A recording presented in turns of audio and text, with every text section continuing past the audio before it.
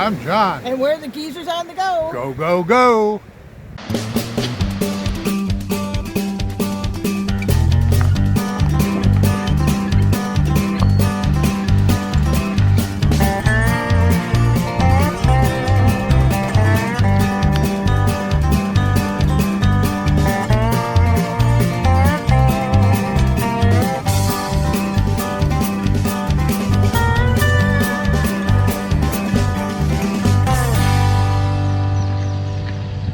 This time we're at Gilbert Lake State Park in Lawrence, New York.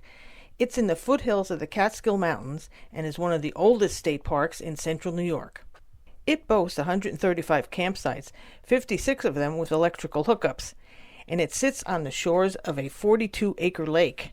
It's 11 miles from Oneonta and just 17 miles from Cooperstown and the Baseball Hall of Fame. Here we are at Gilbert Glen State Park in Lawrence, New York. We're here in Site 8. It has electric, but no water. But in this site, we happen to be right by the water spigot. You can't keep your hose hooked up permanently, but I just left ours on the ground so that if we should need more water in our tank, we could do it. It's a pretty nice site. It's right by the trees. And not anything next to us over here. There is a tent site a little farther down. But right now nobody's here. It's kind of drizzly today. But John's going to go look out here and we're hoping to go fishing because there is a lake here. He's getting our fishing stuff ready. If it doesn't, trying to figure out what would be best to not catch fish with. Yeah, that's a good idea. Okay, so we're planning on that at least one day this week, depending on the weather. So, but it's a pretty open place. This is called Hilltop area of the campground. This one has electric hookups. There's another part called Deer Run. They don't have any. So it's in the middle here. Pretty easy to back in. And there's a few other sites on this side. We stayed here once before and we were in that site right there. So, and these are more sites along, we're a little past where we are. They're 12, 14, all along the trees. These have no electric. The ones still on this side do have the electric, but only to about almost the end. Sites are pretty level. They're kind of gravelly. On the road that comes into the park, there's sites again along the trees. And there's site number 3, and so on. These all have electric. And again, there are some trails. This one says it goes to the ball field up there through the woods. And again, conveniently located water spigot, so you don't have to go too far. I think most sites you could probably stretch a hose and fill up your tank no matter where you were without actually moving. And as you come around the bend, there we are. These are pretty nice sites in here along the trees, but again, they have no hookups, just nice sites. We saw a couple people here. One has a generator. Back there has a generator. And a couple other people here have some little solar panel right there. So you could stay for a few days. The only problem with this place is we went to the dump station. If you had a dump, it's almost 2 miles away. Down off this loop, this hilltop loop, there is another loop that goes down here. And there's campsites all along tree line and trails. But again, this whole loop does not have any hookups. Just camping, primitive camping. There is a bathhouse at the end. Found out that this lower loop here at Hilltop actually caters to seasonals. You don't hear about that much in a state park. And the woman up in the front, the ranger, told me that they range anywhere from $800 to $1,000 for the season, depending on how long you stay. If you stay till Labor Day or you stay till Columbus Day. On the way up the hill, on our way to our camp area is Hilltop, there are a bunch of cabins here that you can rent. I think they rent by the week. And most of them fit at least 4 to 10 people. And they said it has hot and cold running water, bathrooms, stove, refrigerator, so it'd be a cool place to stay. And there's a couple cabins here, 29 and the one down there, they're renovating. The gentleman told me that they're probably from the original cabins from when they were built in the 1930s, and fixing the floors and making the rooms better, so it'll be more up to code. There's the entrance to Gilbert Lake State Park, and I think this is kind of cool because the signal isn't too great. So there's actually a payphone right there. And I saw some guy talking yesterday because he said, "I don't get a signal." This is the Deer Run section of the campground. I don't think there's any hookups here, right? No, there isn't. Just, I guess, primitive camping.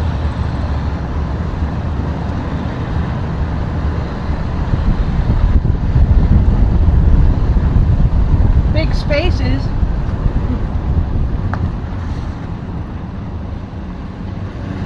It's pretty over here. They have a nice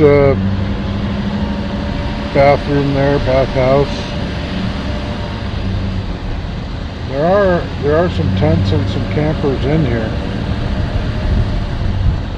Looks like a lot of people bring their solar panels and their generators here, because there are a lot of sites where there's no hookups at all. The one good thing about this area is that it's close to the dump station, where some of the other areas are quite a ways away. This is more Deer Run here.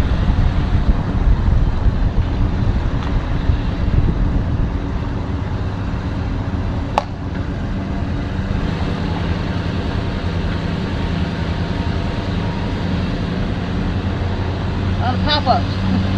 Yeah, these appear to be favored sites here. We've got them all shoved into one area. Well, we're having a nice quiet morning here at Gilbert Lake. Yeah. Rained a little last night, but it's very pretty here. Yeah, we're getting ready to pack up and go back home. But we had fun here. It's a small park. It has its drawbacks, but I'd say overall we had a good time. Yeah, we at the lake here. It's about has some fish in it. We caught a couple of fish. We played a little bit of golf. We had some other little adventures out of the park, and yeah, well, and you had a nice long walk to the beach, right? Right. Yeah, this park, although it is nice, it has a few drawbacks. First of all, the cell service isn't great. It goes in and out, and so be aware of that. Plus, it has a nice little beach, but once you drop your stuff off, you have an awful long walk back to the beach. Yeah, what is it, a quarter of a mile and from the parking for old lot? people like us, it's kind of a long walk, plus a big long steps you have to go and then through a tunnel. Yeah, so make sure you unload everything, because you don't want to carry anything walking down from the parking lot. Okay, here's something I don't quite understand. I'm parked up here to go to the beach. It is a freaking long way to walk down to where I just unloaded John down at the beach with the chairs and stuff. I don't know how the heck that you go this far to walk, being an older person, or if you have kids. How the heck you walk this far to the beach? There's a little other handicap parking lot down there, but you have to have a permit. And I have to walk from way up here all the way down these big steps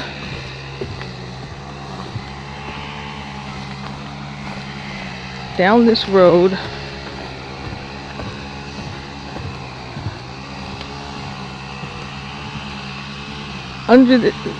through this other walkway, and then across that road to the beach.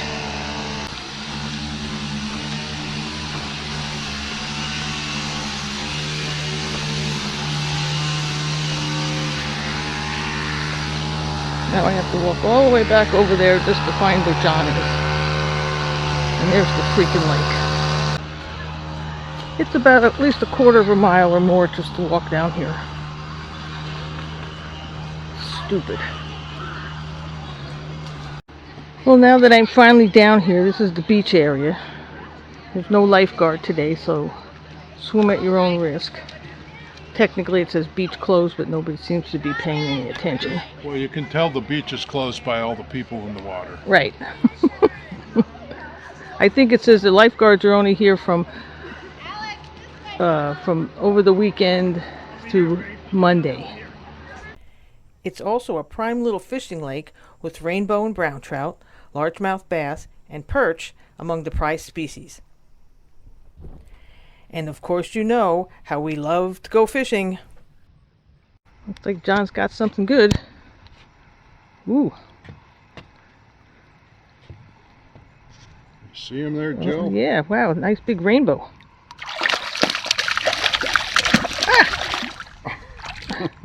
He don't like it up here by the surface, does he?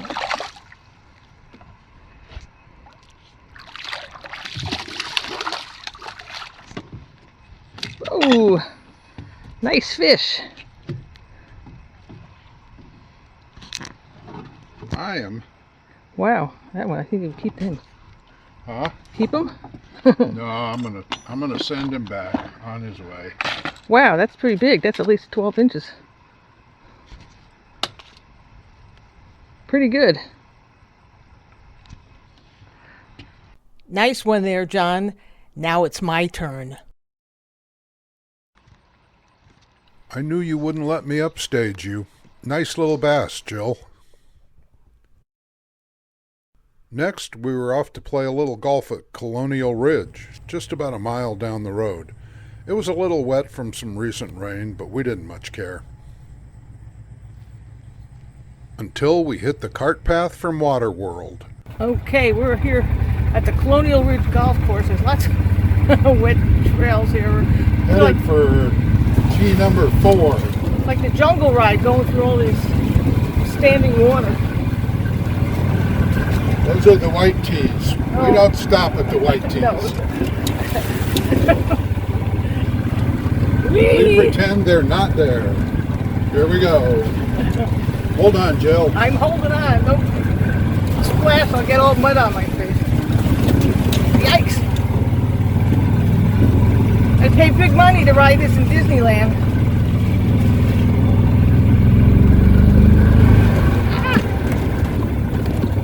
Okay, here we are to the yellow and red tees.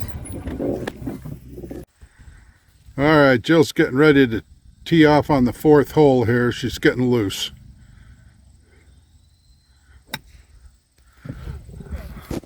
And she hit a rainmaker right down the middle. Okay, right in the straight middle. No pressure here. No pressure.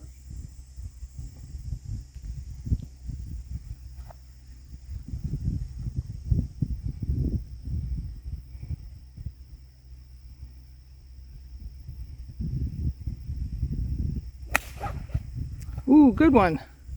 Right down the middle. Ta-da! Hey, we're on the 7th hole, par 3. Jill's about ready to tee off.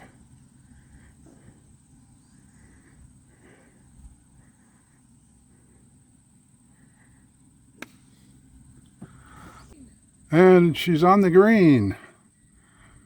What do you know? No doubt destined for a 5-putt triple bogey.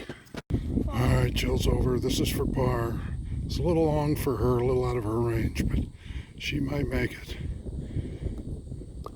And she makes it, and the crowd goes wild.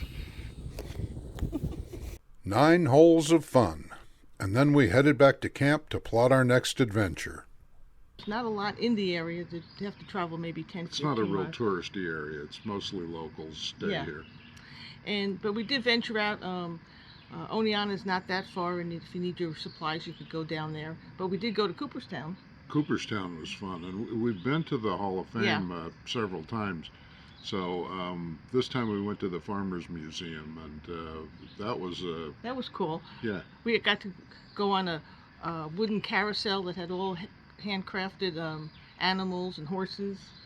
And we got to see some live animals too. Right. Cooperstown has always been one of our favorites, and there's a lot to see that isn't baseball, believe it or not. There are a lot of museums and shops and all sorts of attractions. This time we chose the Farmers Museum. We're in Cooperstown, which is more known for the Baseball Hall of Fame, but we're going to take a little side trip here to the Farmers Museum. We came here once in the winter time, but it wasn't open, so we'll try it again. Kind of cool building, though.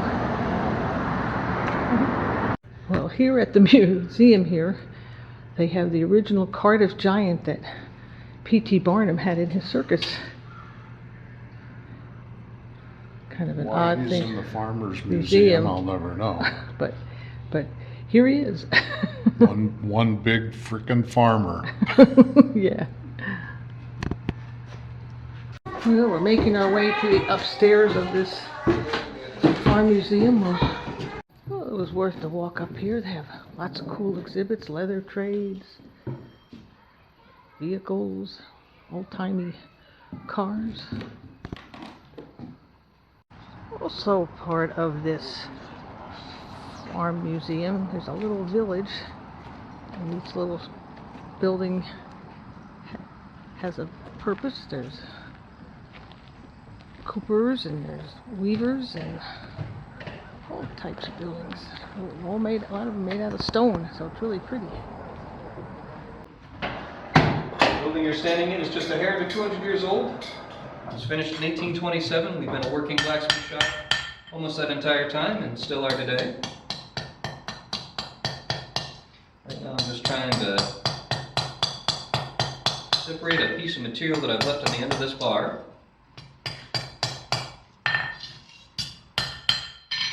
It's going to be one of our small spoons.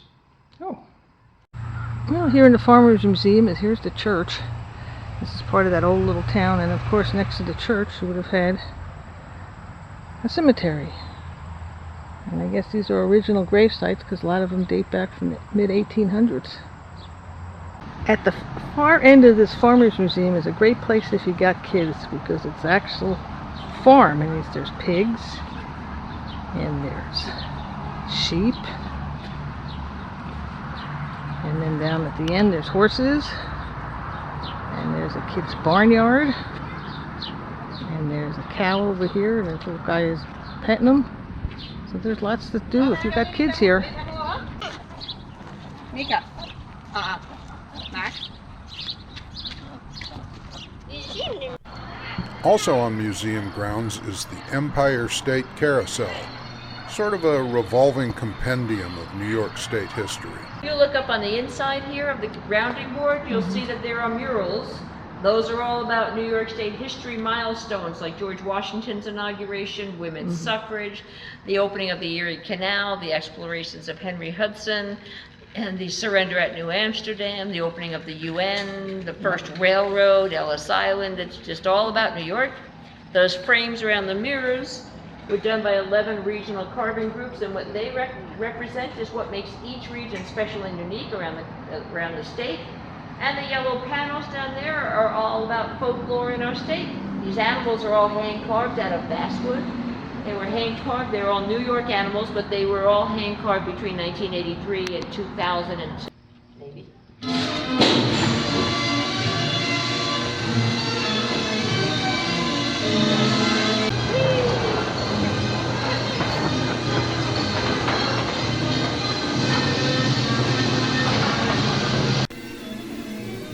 And with that, we were on our merry way home. We're glad you could grab a ride with us this time, and, as always, we'll see you down the road.